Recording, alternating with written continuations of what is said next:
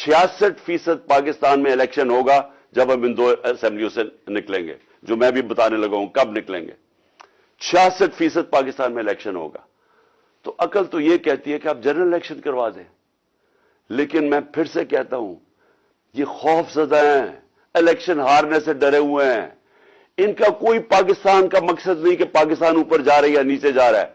इनका मकसद एक है, कैसे अपना चोरी का पैसा बचाना है इन्होंने, और इसलिए ये इलेक्शन नहीं करवाएंगे।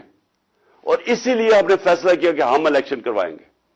और मैंने अपने सारे वकीलों से पूछ लिया है, ये कोशिश भी करेंगे इलेक्शन कमीशन के जरिए कि ये किसी तरह डिले हो जाए।